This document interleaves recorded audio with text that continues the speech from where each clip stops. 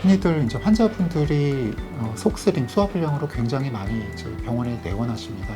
위 내시경에서 위 자체는 깨끗한 경우가 오히려 더 많습니다. 네,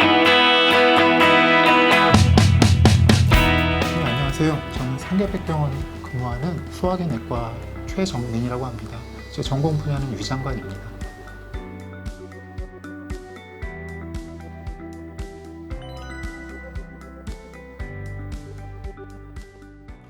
위장 질환이라고 그러면 대표적으로 이제 위암이 있습니다. 사실 위암은 우리나라 이제 발생 빈도 중에 1등암이 되고요.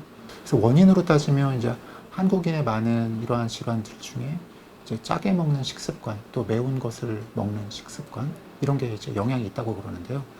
이제 소금 자체가 위염을 일으킨다고 그러고 또 매운 음식이 또 위산을 많이 나오게 한다고 그래서 위장 증상과 위장 질환을 많이 나타난다고 되어 있습니다. 그리고 뭐 음주, 흡연, 또 헬리코박터균 감염 자체도 위장 질환을 많이 유발하는 것들입니다.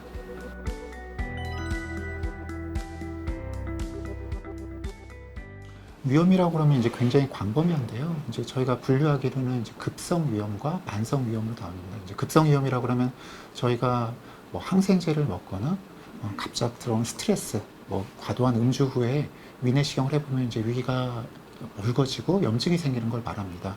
급성 위염은 사실은 이제 시간 지나면 금방 회복이 되는 경우로 되어 있는데 이제 만성 위염으로 가면은 위 염증이 계속 오래돼 가지고 나중에는 이제 위암도 유발할 수 있게 되는 이제 그러한 분류를 하고 있습니다.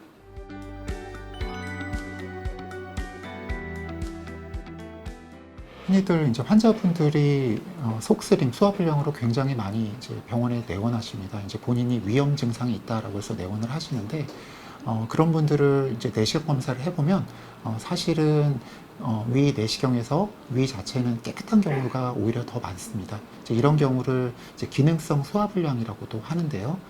위염이 있는 경우는 이제 아까 말씀드린 대로 위장 증상과는 큰 관련은 없는 것으로 되어 있습니다.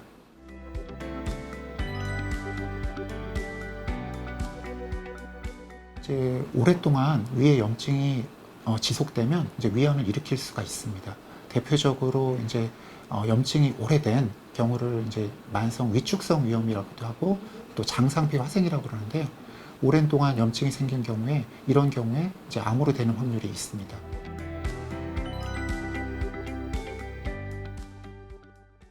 사실 급성 위염은 이제 자연스럽게 회복이 돼서 큰 임상적 의미는 없습니다. 하지만 이제 만성 위염 중에 이제 아주 염증이 오래돼서 위 점막이 변화된 이제 만성 위축성 위염과 장상피 화생인 경우에는 사실은 치료약으로 이것을 회복하는 것은 현재까지는 발견되지 않았습니다. 이러한 만성 위축성 위염이나 장상피 화생을 일으키는 원인 중에 큰 이유가 헬리코박터균 감염이 있습니다. 그래서 이런 환자분들이 균 감염이 있을 경우에는 적극적으로 이제 헬리코박터균 치료를 하게 되고요. 더 중요한 거는 현재로서는 이제 예방약은 없기 때문에 만약에 질병, 예를 들어 위암이 생겼을 경우에 빨리 진단을 하고 빨리 치료를 하는 게 더 중요하다고 생각됩니다. 이제 그런 의미에서 이런 질환이 있을 경우에 위내시경 검사를 적극적으로 규칙적으로 받는 것이 더 중요하다고 생각합니다. 환자가 느끼는 이제 소화불량 증상과 어떤 특정한 질환, 위암, 위염 또는 뭐 위궤양 이렇게 나타나는 이렇게 같이 있는 경우는 사실은 많지는 않습니다. 그래서 증상만으로 어떤 진단을 하기는 상당히 어려운 게 이제 위장 질환인데요. 또 위암 예방 또는 위염 예방을 하기 위해서는 정기적으로 위내시경 검사를 1년 또는 2년 내에 정기적으로 규칙적으로 받는 게 굉장히 중요하다고 생각합니다. 그리고 이제 음식과 관련해서는 뭐 짠 음식 또는 매운 음식 그리고 또 과음 또 흡연 그리고 또 정신적 육체적 스트레스를 줄이는 것도 이러한 우리 위장 질환을 줄이는 데 도움이 된다고 생각을 합니다.